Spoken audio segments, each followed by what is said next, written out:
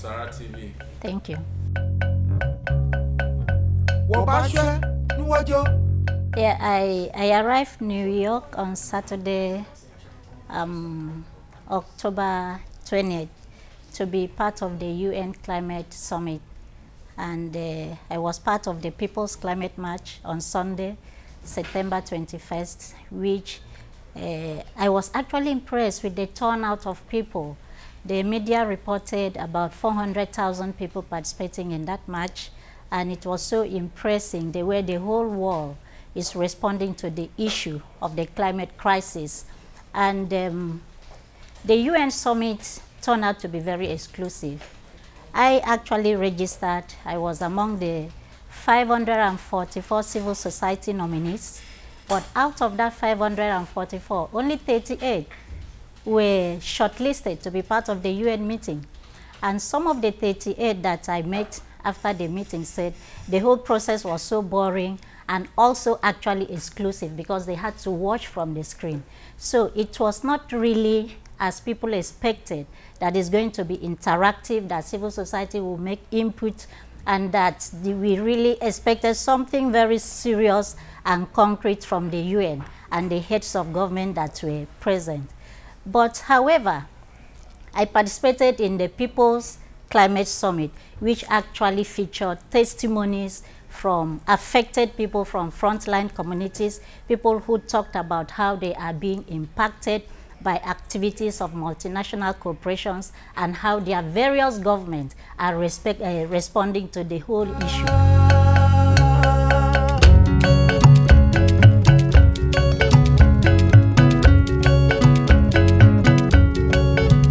We are actually experiencing it in the Niger Delta.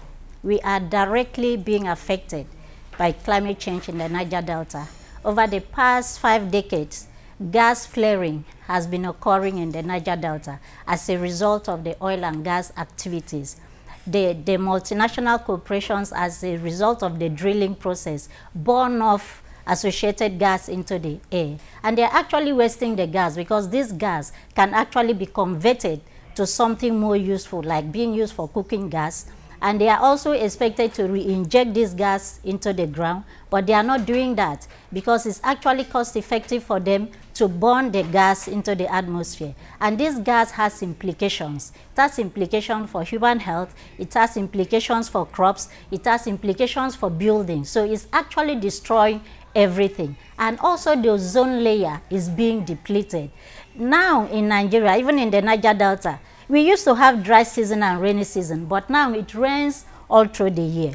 Farmers are experiencing flooding, so it's affecting crops, it's affecting food security, it's affecting everything.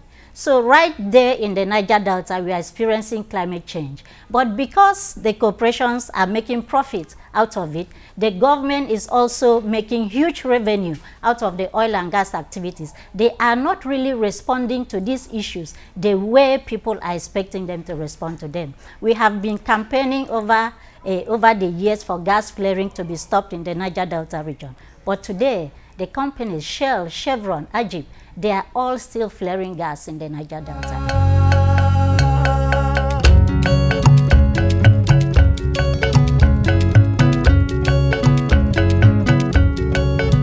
Sometime in August, we had a program in Ogoni. I was invited by Home of Mother Earth Foundation, a non-governmental organization that was founded and is being run by Nimo Bassi. Nimo Bassi used to be the immediate past executive director of Environmental Rights Action.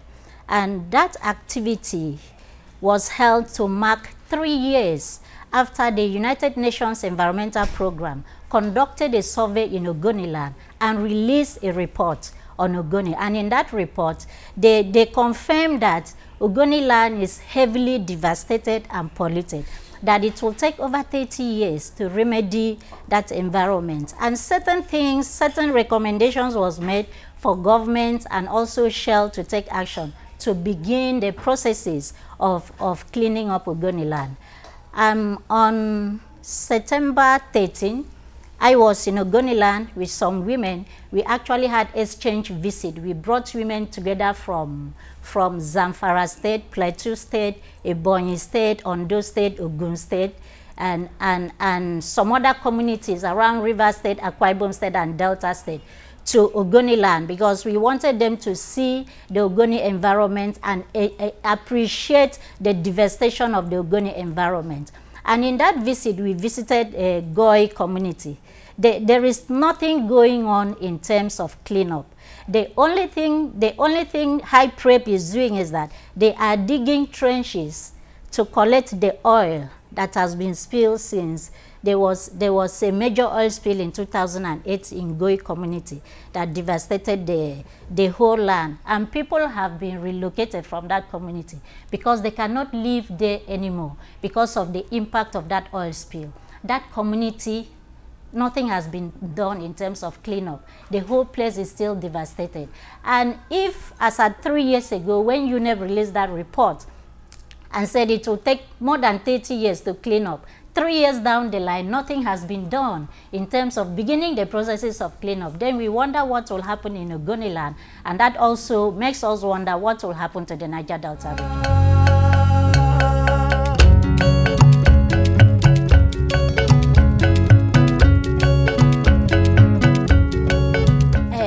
Actually, it's good to look at the indicators. We expected that as at now, at least the companies must have stopped flaring gas. The president is from Obia local government area, and Oloibri, that's where the first oil well was, is in Obia local government area. So we know that his community is also directly impacted. And we had expected that as at now, that the companies must have stopped flaring gas, and that as at now, they must have started the cleanup process. But I think there is a twist in the whole thing, because these days, the companies are even putting the blame on community members. The focus now is on illegal oil bunkering and oil theft. So spillage these days is being blamed on vandalization by community members. So the whole attention is being taken away from equipment failure as it used to be. So there's actually a twist. And then the petroleum industry bill is also still at the National Assembly, and nothing has been done. There is no indication that it is going to be passed soon. So I think with those indicators, the Niger Delta people are still expecting that drastic measures should be taken to address environmental issues. There have also been some other forms of distraction, actually.